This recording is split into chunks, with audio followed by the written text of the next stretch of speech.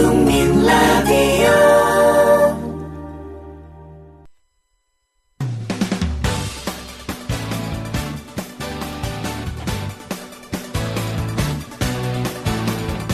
미디어 협동조합 서영석 이사장의 서영석 타임스. 청취자 여러분 안녕하십니까. 3월 3일 화요일 서영석 타임스 시작합니다.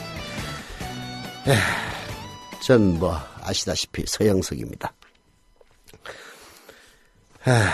방송을 한다는 거는 쉽죠.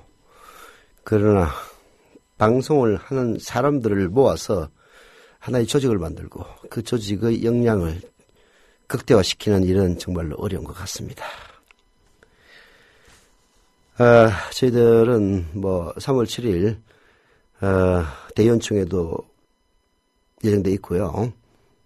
대의원 여러분들 제발 좀 나와주세요. 만약 성원이 안 되면은 큰일 납니다. 저희 미래협동조합은 조합원 숫자가 아마도 비공식적이긴 합니다만은 전국에서 가장 큰, 물론 농협이나 수협 이런 데 빼고 2012년 12월의 법 개정 이후에 설립된 협동조합 중에서는 가장 조합원 숫자가 많은 그런 조합인 것으로 알고 있습니다. 그런 만큼 대의원 숫자도 굉장히 많은데요. 그래서 대의원 총회를 열려면은 성원이 가장 중요한 일이 됩니다. 한겨레 신문도 주주총회 열려면은 주주위원장 만나라고 정신이 없다고 그러더라고요. 워낙 주주수가 많으니까. 그런 것처럼 저희들도 조합원이 워낙 많으니까 대의원들 모으기도 쉽지가 않은 것 같습니다. 그래서 3월 7일 대의원총회에 이 방송을 들으시는 대의원분들은 꼭 참석해 주시길 바라고요. 또 4월 첫 주부터는 뭔가 좀 변화된 모습을 보이기 위해서 내부적으로 굉장한 진통을 겪고 있는 중입니다. 다 이런 고통들이 새로운 방송, 더 나은 방송을 위한 하나의 성장통이라고 생각을 하고 있습니다.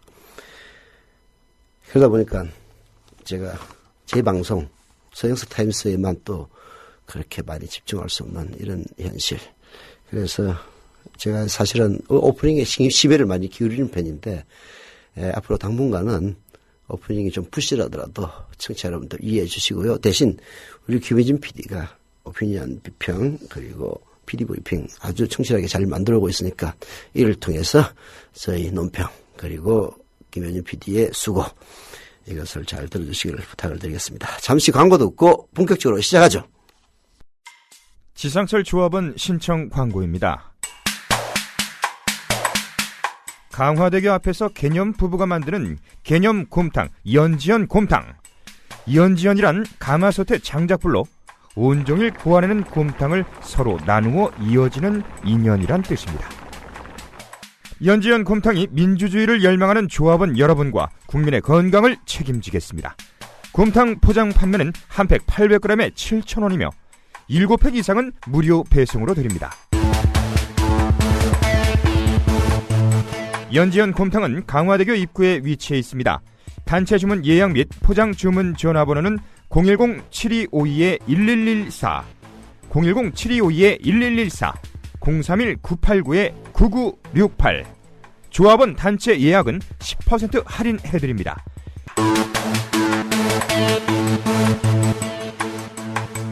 포장 판매 금액의 10%는 국민TV 후원금으로 쓰입니다. 예, 우리가 남이가 하는 말이 있는데요. 지금 박근혜 정부를 보면은 완전히 우리가 남이가 판인 것 같습니다. 김효진 PD. 네, 안녕하세요. 김효진입니다. 네. 자, 대통령에서 감사원장까지 국가 의전서열 10위 안에 든 11명 가운데 8명이 영남권 출신이랍니다. 검찰, 경찰, 국세청을 비롯한 이른바 5대 권력기관장은 모두 영남이 싹쓸이 했고요.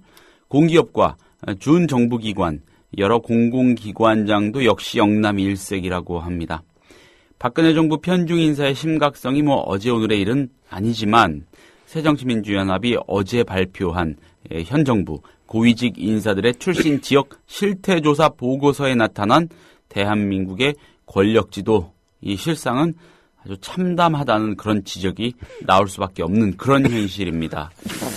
한겨레 사설 먼저 보겠습니다. 제목이 이렇습니다. 영남 향후회 정부 만들려고 정권 잡았나? 네.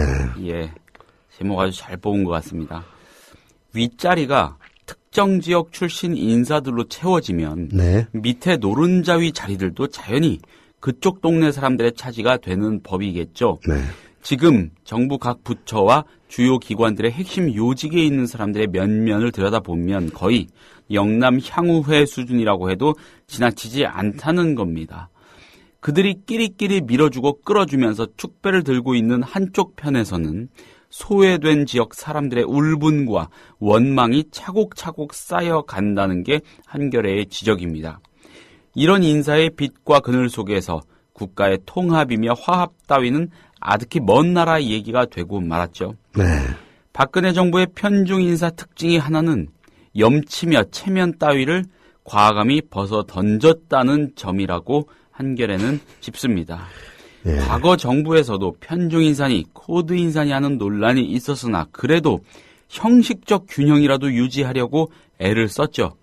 검찰총장이 호남이면 법무부 장관은 영남 하는 식으로 모양새라도 최소한 갖추려고 했다는 겁니다. 네. 하지만 박근혜 정부는 이제 그런 신용도 안 합니다. 예전에 흔히 쓰이던 지역 안배라는 말이 이 정권에서 사라진 지 오래입니다. 왜 그런지 아세요? 왜 그럽니까? 이게 정권 재창출 희망이 없기 때문에 그런 거예요. 쉽게 얘기해서 한탕 먹고 예. 이게 사실 이런 거거든요. 그 탕평 인사를 하겠다는 것은 예. 민심을 의식하는 행위입니다. 이게 우리가 비록 내가 우리 새누리당이나 박근혜 대통령 입장에서 우리 지지의 뿌리는 영남에 있지만은 비영남 지역도 끌어안고 간다. 우리 전 국민의 대통령이다.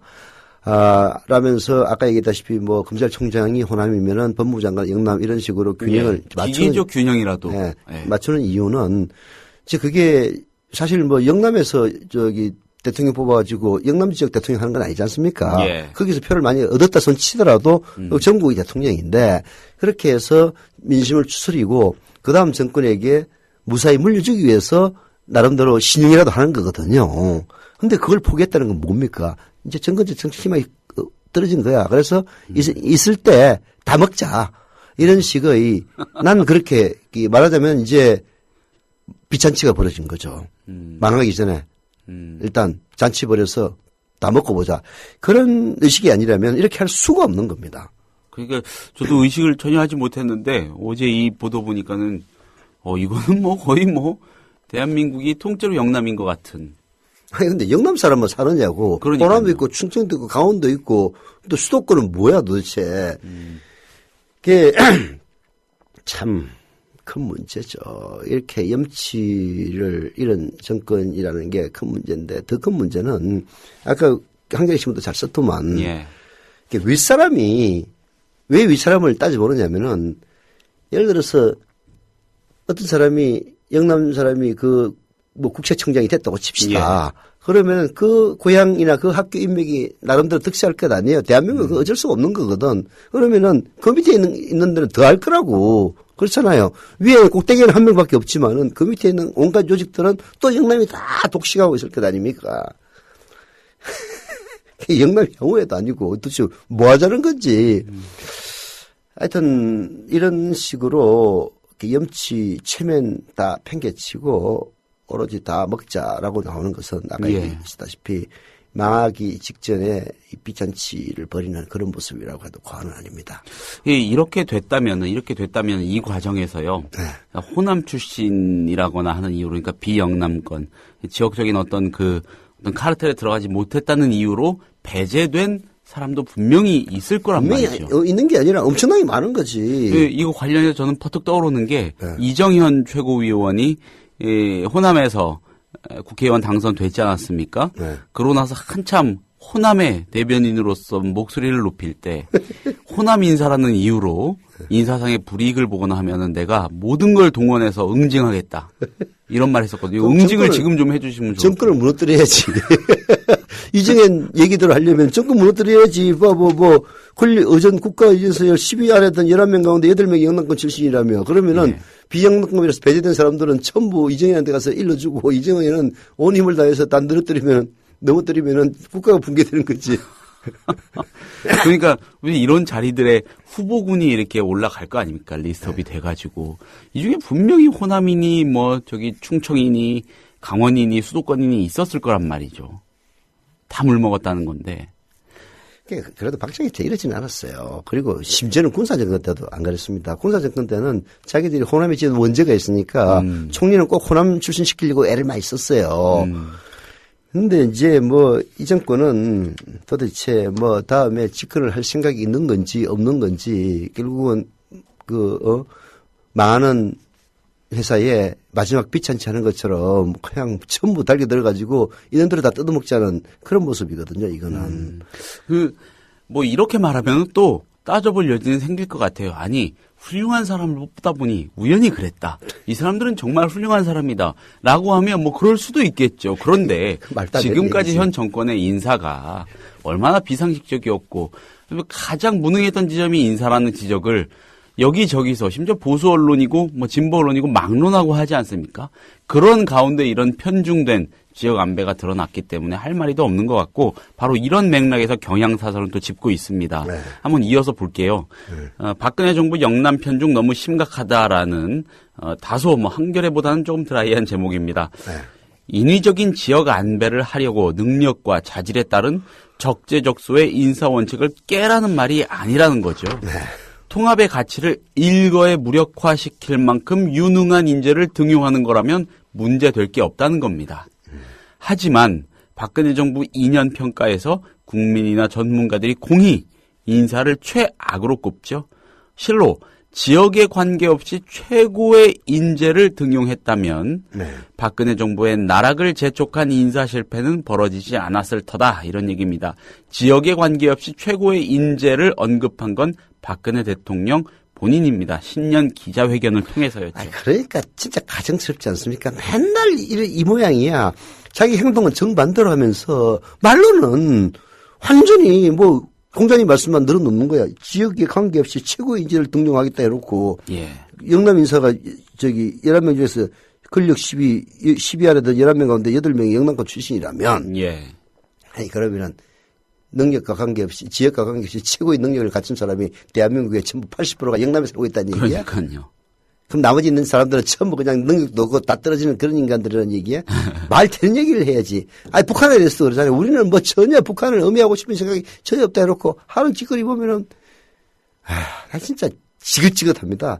어떻게 이렇게 말을 저렇게 타락시키고 있는 건지. 이거 말을 타락시키는 거예요. 말을 타락시킨다. 결국에는 이 내 사람 심기와 우리가 남이가 식의 패거리 인사가 빚어낸 결과가 특정 지역 편중 현상이라는 겁니다. 애둘러 갈 것도 없다고 합니다. 경향은요.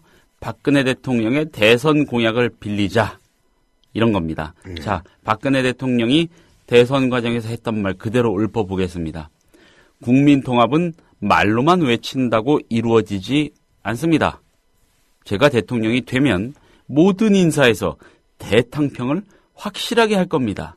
그것이 국민 대통합의 핵심입니다. 그러니까 아니 참 말로는 뭔 말을 다 못해. 진짜 보면은 그게 이제 말로 교원 영식하면서 행동에 따르지 않는 사람을 우리가 뭐라고 하는지 압니까? 뭐라고 합니까? 사기꾼이라고 하는 겁니다.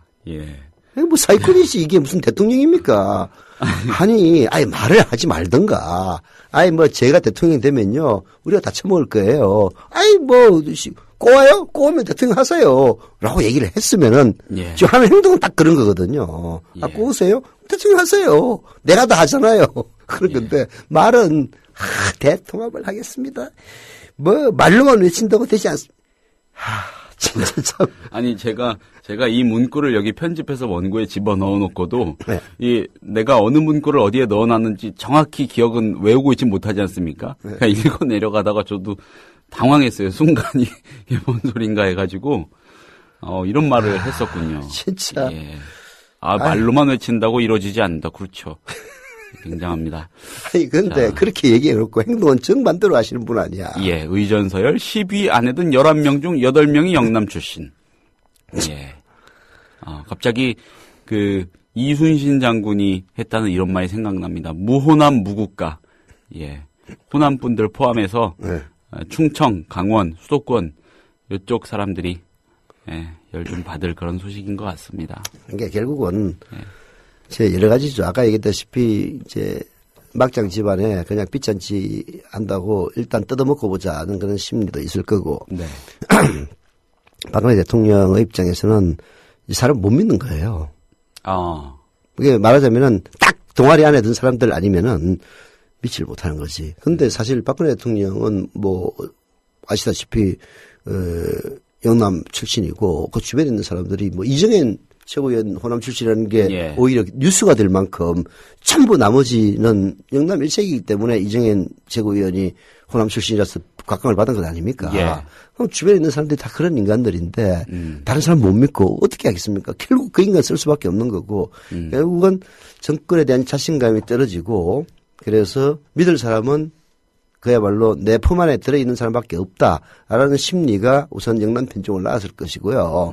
영남 편중을 일단 대가리 인사를 딱 하게 되면은 아니 뭐 이제 뭐 몇 년 갈 정권도 아닌데 내 새끼들이나 좀 챙겨줘야지 해가지고 마구잡이로 챙기는 이런 말하자면은 인사의 악순환이 딱 하면 발동 걸리면요. 전부 그냥 영남 향후회로 만드는데 별로 시간 오래 안 걸립니다. 예. 그러니까요. 그런 차원에서 이사장님도 공약 하나 하시죠. 앞으로 방송에서 출신 지역과 학교를 언급하지 않으시겠다고. 아니, 중앙고등학교. 아니, 언급하는 거하고, 아니, 내가 뭐 인사를 할 때, 뭐 지역 편중 인사를 하나, 아니, 뭐 이사장이 뭐 인사권이 있는 것도 아니고. 예, 아니, 물론 인사권은 있죠. 없어가지고. 인사권은 있지만은 농담으로. 세부적으로 누구를 어디에 보내고 하는 그런 거는 제가 하는 게 아니니까. 네. 최종적으로 사인만 하는 사람이 뭐 알겠습니까? 근데 여튼 박근혜 대통령도 똑같은 얘기 할지 모르겠네. 내가 사인만 하는데 내가 뭐 아냐. 정말 그럴 수도 있어요. 그렇죠? 상당수 리스트업은 본인이 직접 하겠습니까? 그렇지. 올라오는 거 갖고 보는 거 아니겠습니까? 그게 이제 믿을 놈은 애들밖에 없습니다. 뭐 그렇게 하다 보니까 결과적으로 그렇게 됐을 수도 있는 거죠. 네. 아무튼 그렇답니다. 이게 하위직 그 임명직 하위 공무원들까지 다 아주 그냥 대조사를 한다면 어떻겠습니까? 하여튼 뭐 요직에는 다 가실 게 뻔한 거죠. 이제 그러다 보면은 불만이 생기는 겁니다. 뭐 승진이라든지 혹은 이제 요직이라는 게 있지 않습니까? 어느 조직이든지 간에. 예. 그래서 인사가 났는데 조직 내부에서는 누가 봐도 저 자리에 저 사람이 가야 될 거라 그런 대부분 이제 나오거든요. 예. 일을 하다 보면 누가 잘하고 있는 게 뭐 실적이라는 것이 다 그 객관적인 수치가 있는 거니까. 그런데 그 사람 물 먹고 별로 능력이 없는 사람이 발탁이 된단 말이에요. 그래서 알고 보니까 그러면 이제 사람들이 또 이유를 캐기 시작합니다. 저 자식이 사장하고 같은 고등학교 출신이야. 혹은 사장하고 같은 대학의 같은 과 출신이야. 아니면 사장하고 같은 동양 출신이야. 이렇게 이제 뒤를 이제 캔단 말이에요. 캐보면 딱 걸리거든. 그러면은 능력이 있어서 정상적으로 가야 될 사람들이 얼마나 좌절을 하겠습니까? 그렇죠. 왜 이러이러한 지역은 배제했냐 이렇게 따지려는 그런 차원이 아니고 이렇게 됐다고 하면은 지리적으로 여기저기에 포진하고 있는 그 수많은 인재들의 역량이 얼마나 비효율적으로 낭비되고 배제되고 따지고 보면은 국가적인 역량의 차원으로도 이야기할 수 있을 거고요. 그래놓고 지역에 관계없이 최고의 인재를 등용하겠다고 말을 하고 국민 대통합이 뭐냐, 인사에서 대통령을 실시할 것이다. 이딴 식으로 얘기를 하고 있으니 얼마나 진짜 가정스럽습니까? 저는 가정스럽다고 생각합니다. 예, 그럴 수 있어요.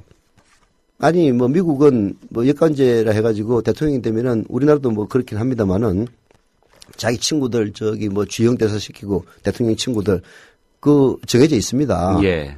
그러면은, 그렇게, 뭐, 한다고 선을 하든가, 무슨 대통령입니까? 나 뽑아주십시오. 그러면 내 주변에 있는 사람들 몽땅 등용해서 내가 생각하는 대로 나라 꾸려가고, 그리고 5년 후에 투표로 심판받겠습니다. 하면 될 거 아니야. 행동을 그렇게 하면서 말은 탕평입니다 하니까 사람들이 더 열을 받는 거죠. 박근혜 대통령이 대선 때 했던 그 공약 마지막으로 다시 한번 읊어드리면서 다음 토픽으로 넘어가 보죠. 자, 국민 통합은 말로만 외친다고 이루어지지 않습니다. 대통령이 되면 모든 인사에서 대탕평을 확실하게 할 것입니다. 그것이 국민 대통합의 핵심입니다. 예. 제발 좀 박근혜 대통령에게 되돌리고 싶은 말이네요. 예. 자, 다음 토픽으로 넘어가 보겠습니다. 자, 2008년 미국발 세계 금융위기 뒤 국내 저소득층의 빈곤 탈출이 어려워지고요. 네. 중산층의 감소 추세가, 그러니까 허리가 약해지는 그런 추세가 뚜렷해졌다는 연구 보고서가 얼마 전에 한국조세재정연구원에서 나왔죠. 네. 최상위 소득계층의 소득이 쏠리는 현상은 더 심해졌다고 하고요. 네. 소득 격차의 확대와 소득 계층 간 이동의 감소는 경제 역동성과 사회 전반의 활력을 떨어뜨린다는 점에서 심각하다고 하지 않을 수가 없습니다. 네. 이 조세연구원의 연구 보고서는요. 네. 정부가 발표하는 소득 지표와는 다른 조사 방식을 썼습니다. 네. 이 정부는 가구 응대를 통한 표본조사 방식으로 지표를 산출하는 반면에 연구원은 국세청의 납세 자료와 자체 재정 패널 표본조사 자체 패널 조사치를 이용해서 2008년부터 2012년까지의 변화를 분석한 겁니다. 이렇게 하면 정부의 조사 방식에 따른 결과보다 네. 소득 분배의 실태와 변화를 더 정밀하게, 더 정확하게 보여준다고 당연히 할 수 있겠죠. 네. 한겨레가 유일하게 이 문제 사설을 통해서 짚고 있습니다. 같이 한번 보시겠습니다. 네. 제목이 이렇습니다. 빈곤 고착화와 소득 격차 확대 흐름 바꿔야. 자, 보고서를 보면 이 고소득층, 중위소득의 150% 이상 소득을 얻는 계층을 말합니다. 이 고소득층은 2008년부터 2012년 사이에 그대로 고소득층에 남아있는 확률이 높아진 겁니다. 반면에 중위소득의 50에서 150%, 즉 중산층의 잔류율, 중산층에 속한 사람이 그대로 중산층의 지위를 유지하고 있는 그 비율은 33.7%에서 31.2%로 2.5%포인트 낮아졌습니다. 네. 상대 빈곤층으로 불리는 저소득층은 중산층으로 올라간 비율이 2008년 6.1%에서 2012년 5%로 내려갔습니다. 아울러 2008년 44.8% 거의 45%이던 중산층 비중이 커지기는커녕 2012년에 41.3%로 더 줄었습니다. 고소득층과 저소득층의 고착화와 중산층의 감소가 동시에 진행되는 최악의 상황이라는 겁니다. 이 최상위 소득 계층으로 소득 쏠림 현상은 더 심해졌는데 2012년 기준으로요. 소득 상위 1% 계층이 전체 소득의 11.7%, 약 11.7%를 가져갔다고 합니다. 소득 집중도의 심화에는 여러 가지 요인들이 작용을 했겠지만 이명박 정부의 부자 감세 정책도 한 몫을 한 것으로 봐야겠죠. 네. 정부는 감세 정책의 결과로 경제 성장률이 높아지고 성장의 과실이 고루 돌아갈 것이다 이렇게 장담을 했지만 현실은 거꾸로였습니다. 불평등만 심화하고 나라 빚만 잔뜩 늘려놓았을 뿐이라는 겁니다. 네. 소득 불평등과 빈곤의 고착화는 바꿀 수 없는 흐름이 아니라고 한겨레는 촉구합니다. 정치적, 정책적 노력에 따라 얼마든지 바꿀 수 있다는 겁니다. 조세연구원도 보고서에서 이 세제와 재정 지출의 소득 재분배 기능을 강조했죠. 중산층과 저소득층의 삶의 질을 끌어올리는 방향으로 정책 기조를 전환할 때다라고 부르짖고 있는데 하루 이틀 부르짖는 것도 아니고 답답합니다 진짜. 예. 참 진짜 참담하네. 그러니까 중산층에서 탈락하는 사람들 점점 많아지고요. 그렇죠? 사다리를 타고 좀 더 높은 계층으로 올라가는 사람들 점점 줄어들고요. 예. 기업 곳간에는 500조 넘게 유보금이 쌓여 있다는데 이제 감세의 원조는 레이건입니다. 레이건 미국에. 예. 미국이 망가지기 시작한 게 레이건 때부터예요. 레이건 이전에는 미국은 사실 이제 대공황을 거치면서 상당히 그 진보적인 거였습니다. 쉽게 얘기해서 부자들에게 세금 많이 물리고 제가 몇 번 말씀을 드렸습니다만은 물론 이제 최고위 소득자들을 얘기하는 거겠죠. 극단적인 경우겠지만. 극단적인 경우긴 합니다만은 뭐 90% 이상 세금은 물린다든지. 예. 그런 돈을 가지고 결국 교육에 투자하고 이렇게 해서 아메리칸 드림을 실현하는 그런 나라를 만들지 않았습니까? 이게 이제 본격적으로 망가지기 시작한 게 레이건이 집권하면서 우리나라처럼 감세 정책을 씁니다. 그때부터 미국 경제가 망가져요.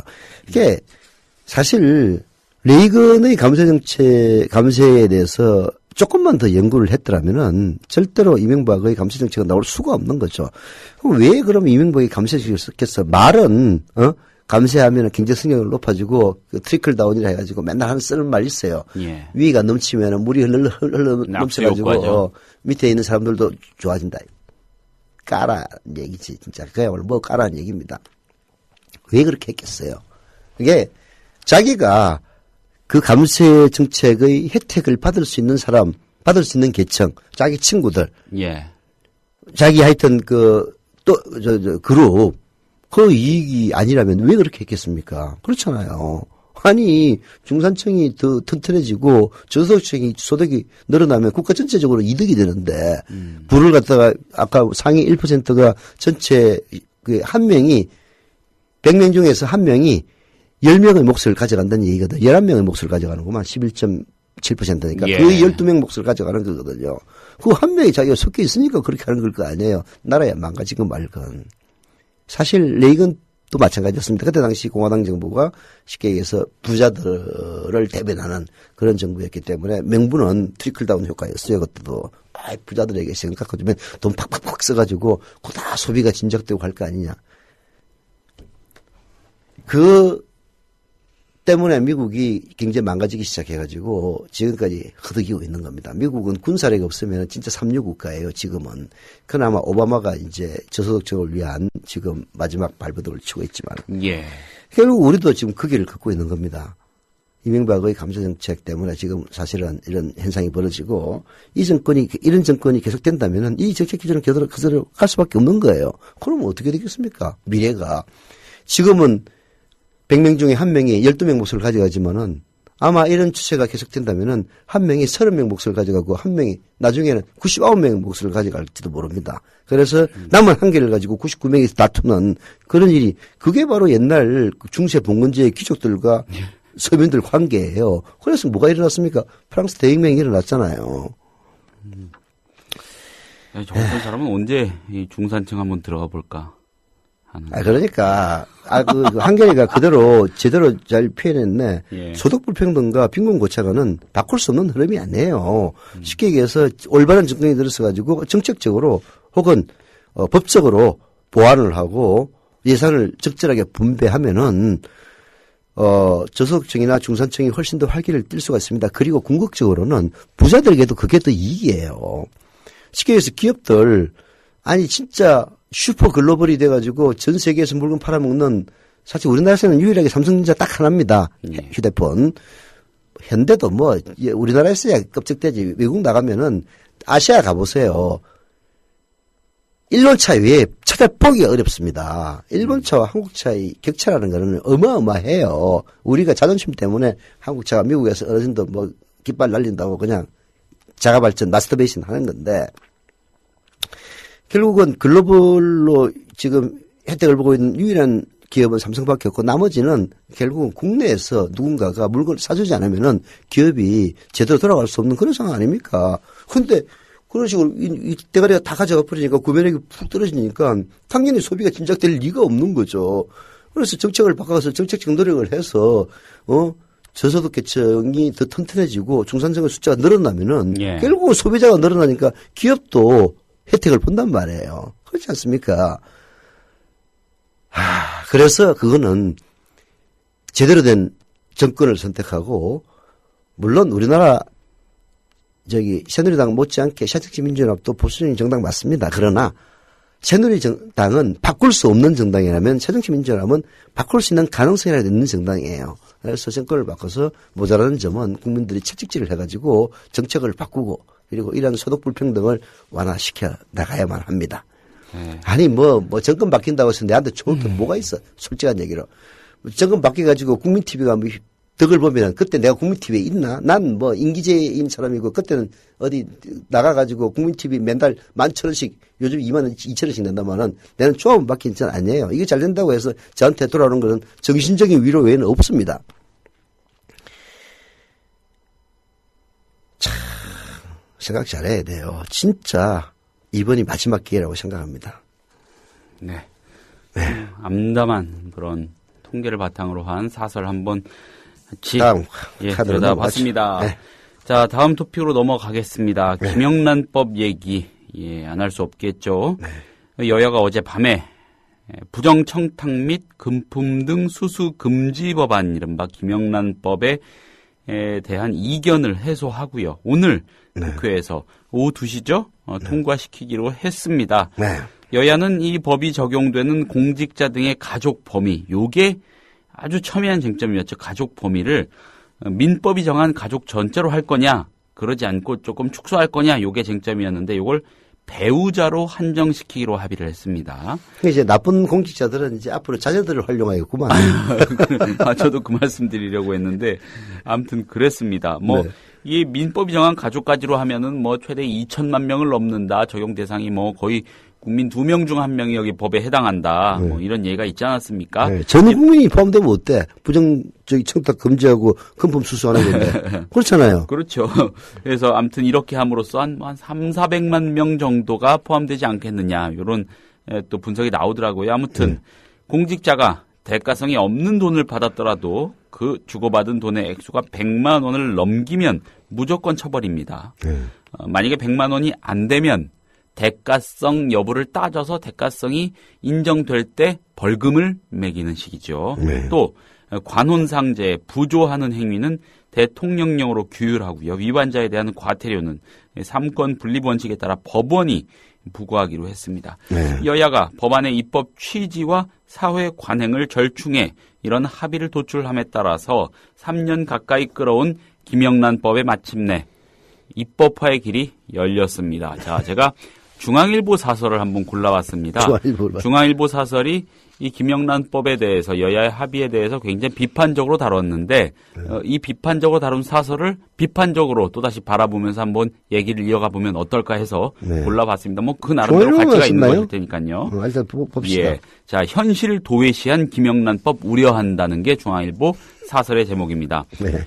여야가 합의한 법안엔 문제점이 더 많다는 겁니다. 중앙일보 얘기는요. 우선 국회의원 등 정치인이 빠져나갈 구멍이 크다고 지적을 하네요. 네. 선출직 공직자, 정당, 시민단체 등이 공익적 목적으로 제3자의 고충 민원을 전달하거나 법령 개선을 제안하는 경우 처벌 대상에서 제외했기 때문이라는 겁니다. 요거는 굉장히 일리 있는 지적이고 미처 몰랐습니다. 이거 굉장히 중요한 대목인 것 같습니다. 자, 국민의 세금으로 월급을 받는 의원과 공무원을 적용 대상으로 한 원래의 입법 취지를 위반한 편법 입법이란 비판을 받을 소지가 다분합니다. 공감합니다. 네. 또 법이 시행되면 공직자에게 1인당 3만 원을 넘는 식사를 대접할 경우 대개 불법이 되지요. 네. 골프 접대는 물론 명절 선물도 사라진다는 겁니다. 네. 자, 여기서부터가 좀 주목이 됩니다. 식당과 골프장, 선물업계 등 국민 상당수가 종사하는 자영업이 큰 타격을 받을 공산이 크다고. 그게 내물 사람이구만, 일종의. 예. 사립학교 교직원과 언론인 및 그 가족까지 법 적용 대상에 포함시킨 점도 논란이라고 중앙일보는 지적하고 있죠. 언론인에게는 사회적으로 높은 윤리가 요구됩니다. 하지만 언론은 공공기관이 아니라 민간 기업이라는 겁니다. 또 국민의 알 권리를 위해 최대한의 자유를 누려야 할 존재라는 것이죠. 공직사회의 부정부패를 막기 위해 제정되는 법에 한 묶음으로 적용될 대상이 아니다. 이런 겁니다. 어떻게 생각하십니까? 뭐 말은 틀린 얘기는 아닌데. 일견 일리가 있을 수는 있어요. 네. 예.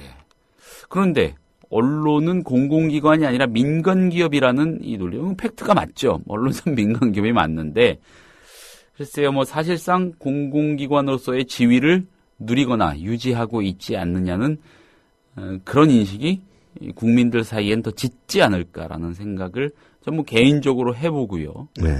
예. 그리고 뭐 김영란법 때문에 취재를 못하게 된다고 하면은 글쎄요. 대부분 뭐 저런 거지. 언론인도 유력한 언론사거나 예. 아니면 언론사 간부들이 정치인이나 기타 기업들로부터 이제 밥 먹고 많이 하거든요. 그렇죠. 바깥 기자들 안 냅니다. 절대 안 냅니다. 뭐 심지어 오죽하면은 뭐 기자하고 무슨 뭐 검사하고 뭐 무슨 세무서원하고 또 누구더라 경찰하고 이렇게 술을 먹었는데 누가 돈 낼게 하니까 옛날에는 누가 돈 안 낼게 하니까 기자였는데 요즘은 검사라고 그러더라고. 누가 돈 낼게 하면은 그 업소 주인. 업소 주인이 냈겠네. 다 안 냈겠네. 그러고 보니까. 낼 사람이 없구만. 예. 여하튼 이제 이런 방점을 보면 될 것 같아요. 지금 처벌의 대상이 언론이 되느냐, 언론이 되지 않느냐. 예. 이게 언론인은 민간기업인데 공무원하고 똑같이 취급하느냐. 네. 이런 관점에서 보면은 이게 말되는 것 같지만은, 처벌하는 내용을 보면은 또 말이 안 되는 것도 아니에요. 아니, 대가성이 없는 돈을 받았다더라도 100만 원을 넘기면은 일괄 처벌한다, 행사 처벌한다는 얘기 아닙니까? 아니, 기자들이 대가성이 없다 손 치더라도 100만 원 이상을 받는다면 미쳤다고 기자들한테 돈 100만 원 주겠습니까? 그렇죠. 왜 줍니까? 왜 줍니까? 훌륭한 기사 써달라고, 뭐 그런 것도 있을 수는 있겠다. 워낙 박근혜 정권을 비판을 안 하니까, 박근혜 정권을 비판하는 제게 100만 원을 주는 분, 지금까지는 한 분도 없었습니다만은, 예. 저한테 안 주고 조합에 정자했다는 분은 계시더라고요. 여하튼 돈을 왜 주겠냐고. 처벌해야 되는 거 아니에요? 그렇잖아요. 그 돈을 안 받으면은, 쉽게 얘기해서 그에 유리한 기사를 쓸 확률이 훨씬 줄어들 거 아닙니까? 그런 관점에서 보면은 뭐 나쁠 거 하나도 없는 거지. 무슨 잡소리 하고 있어. 그 다음에, 이것도 좀 웃기는 얘기야. 그게 불법이 되면은 식당과 골프장 선물업체 자영업이 금타기를 받는다는 얘기인데, 그러면 이 자영업자들이 뇌물로 지금 연명했다는 얘기가 뭐예요, 어째. 그렇지 않습니까? 전혀 문제 없습니다. 타격을 받을 업소는요, 쉽게 얘기해서 한 끼 10만 원, 20만 원 업소들이 타격을 받을 겁니다. 그런 거 타격받으면 별 문제 없어요. 아니, 여기서, 자영업 하는 사람들 중에서 5,000원짜리 설렁탕집이 타격받겠냐고. 그거 먹어도 됩니다. 3만 원 미만이니까. 자. 아니, 이거 고깃집 같은데 한우 A 뿔뿔 해가지고, 한 것만 먹어도 10만 원, 20만 원 나오는 그런 집구석 가서 먹으면은, 그거야. 당연히 걸리겠죠. 그런 없어. 타격받는다고 무슨 영향이 미칩니까? 관 출입하는 기자들, 또, 재계, 특히 기업 출입하는 기자들, 돈 끼나 쓴다 하는 사람들한테서 마음만 먹으면 매일 점심, 저녁 다 얻어먹을 수 있잖아요. 그렇죠. 보통 가면은, 특히 업체, 홍보 담당자 끼고 가면은, 일식집, 방 잡아가지고 이런 거 많이 하지 않습니까? 그럼 코스, 한 사람당, 진짜 약소하면 한 5만 원. 근데 지난번에 고기 한번 먹어봤는데 3만 원 미만 나오더라고, 다행히. 그러니까 그런 거에 너무 익숙해서 너무 익숙한 나머지 그런 게 불가능한 상황을 상상하는 것 자체가 굉장히 좀 거북한 건가 싶기도 하네요. 언론계도 요즘 양극화돼 가지고 사실 인터넷 매체들도 무지하게 많아지고 메이저 마이너의 구분이 너무 뚜렷해졌잖아요. 예. 사실 제가 기자 생활할 때만 하더라도 언론사 해봤자 중앙 언론사는 9개밖에 안 됐고 지금도 9개입니다만은 그다음에 방송 KBS, MBC, SBS, 그다음에 라디오 해봤자 CBS 정도, 그다음에 연합통신 이게 전부였거든요. 예. 그러다 보니까 사실 저도 국민일보가 그렇게 독자 수가 엄청나게 적은 그런 신문은 아닙니다만은 그래도 조중 등에 비하면 마이너해요. 그렇잖아요. 대접받을 때. 그러나 큰 차별 대우를 받지는 않았습니다. 밥 먹고 하는데 솔직히.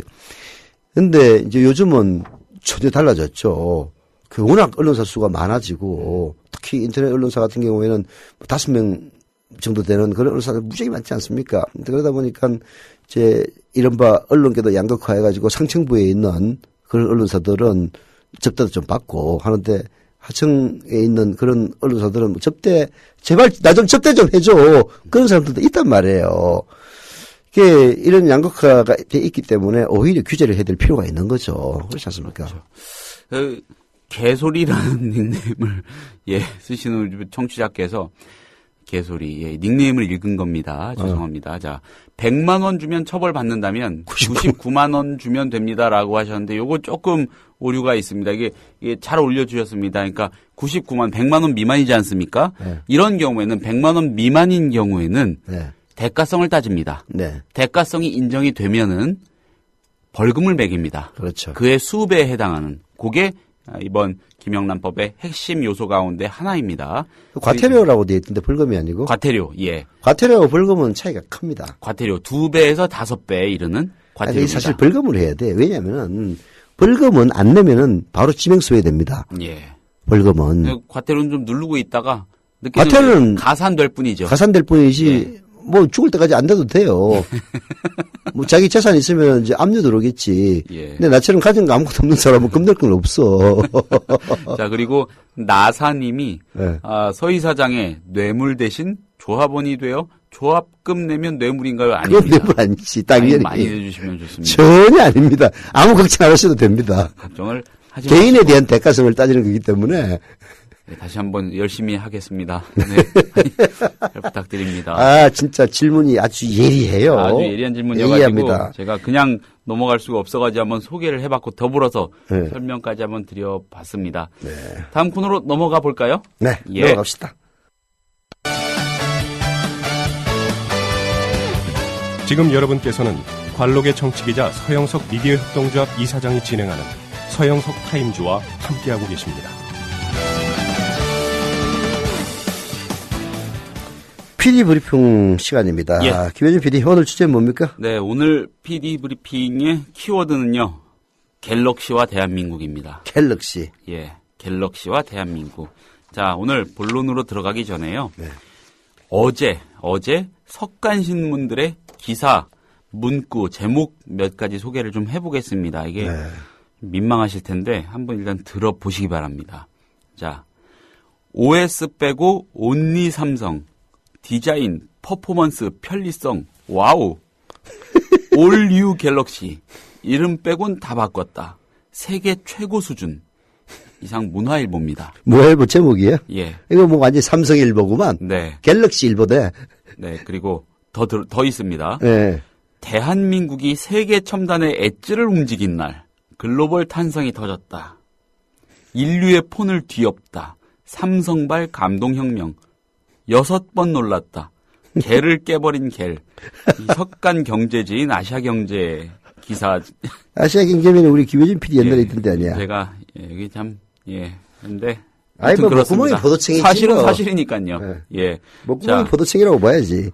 무선 충전 삼성페이 갤 S6 그레이트 연발. 빼어난 디자인 실용성 겸비 최초로 빚어낸 걸작. 이상 석간 경제진 헤럴드 경제. 아니, 저 여기서 스톱.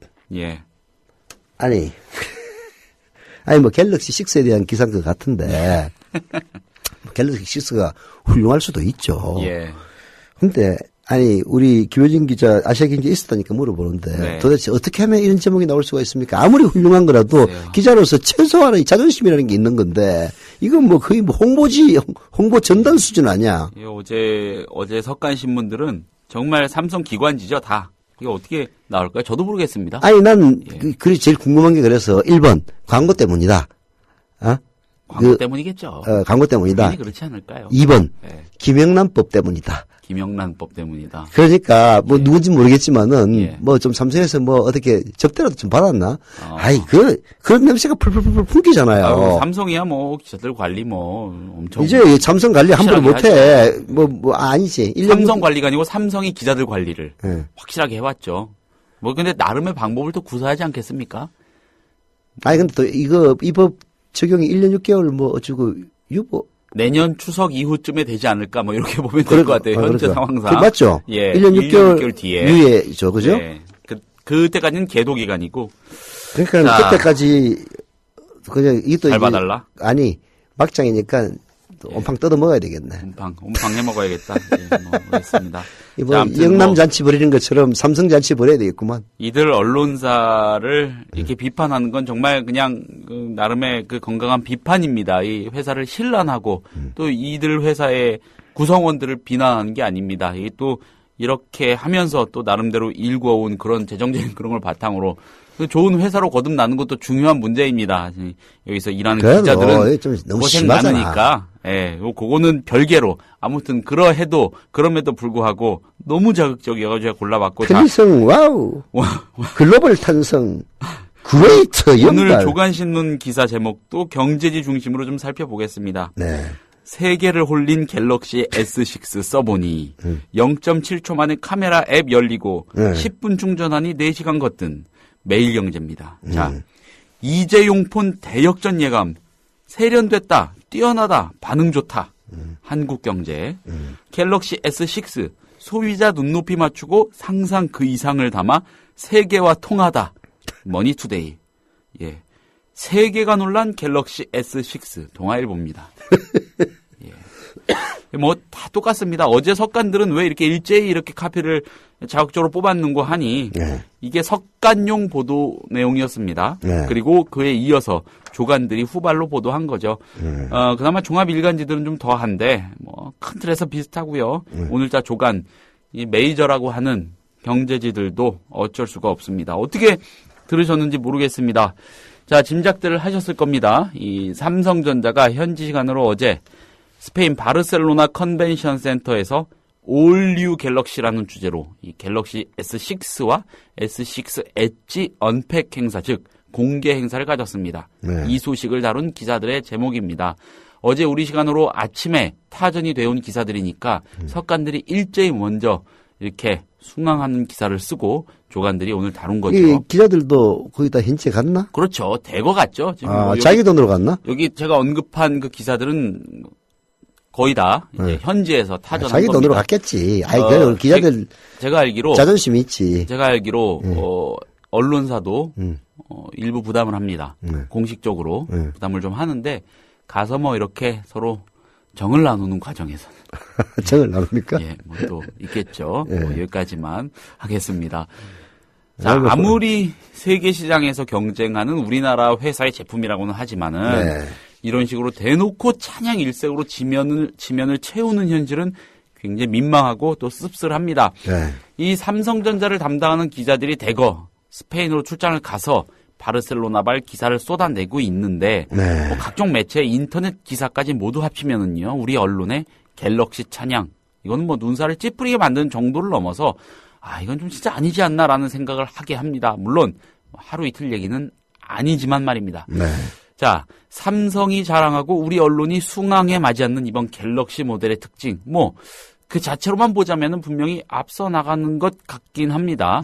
0.7초 만에 카메라를 사용할 수 있는 반응 속도라고 하고요. 특유의 화질, 아이폰 6의 절반밖에 안 된다는 충전 시간, 삼성페이라고 이름 붙은 결제 서비스, 아이폰을 월등히 능가하는 메모리 용량 등등 스펙만을 놓고 본다면은 뭐 세계 최고라는 수식이 무리는 아닐 수도 있죠. 그러나 다른 시각에서 보자면은 갤럭시는 여전히 애플을 열심히 팔로우하는 시장 전략을 벗어던지진 못했습니다. 자, 제가 살펴보니까 이 스틸 재질의 측면과 하단 마감 언뜻 보면은 아이폰 아니야? 라는 생각이 들게 하는 스피커나 충전기 연결부 구조, 뒤늦게 장착한 결제 시스템, 애플페이가 먼저 치고 나갔죠. 이런 것 등이 그 예라고 하겠습니다. 왜 삼성만의 느낌을 만들어내지 못했는가라는 질문을 던지는 언론은 찾아보기가 힘듭니다.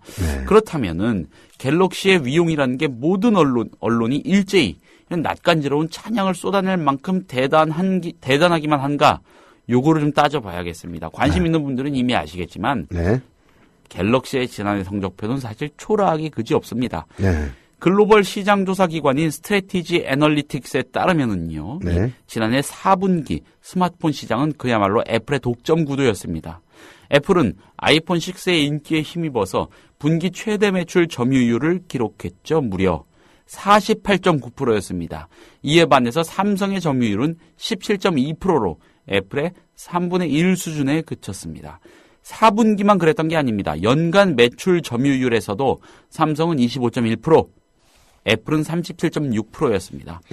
뿐만이 아닙니다. 이 앞서 언급한 시장조사기관 스트래티지 애널리틱스에 따르면 지난해 4분기 전 세계 스마트폰 운영체제별 영업이익 조사에서요. 네. 애플의 스마트폰 운영체제죠. iOS. 네. 이건 우리 돈 약 20조 원을 기록했습니다.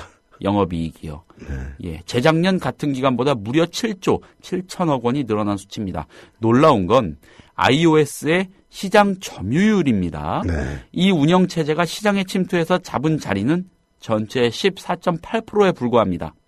삼성이 채택한 구글의 안드로이드 비율은 무려 81.5% 수준이죠.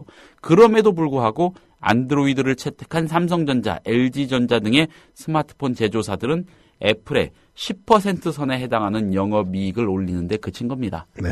애플이 특유의 고가 전략을 구사했는데도 이런 결과가 나왔습니다. 전 세계 기업용 모바일 시장 점유율 역시 애플의 iOS가 73%로 25%의 안드로이드를 압도합니다. 네. 자, 조금 더 디테일한 통계 한 가지 알려드리겠습니다.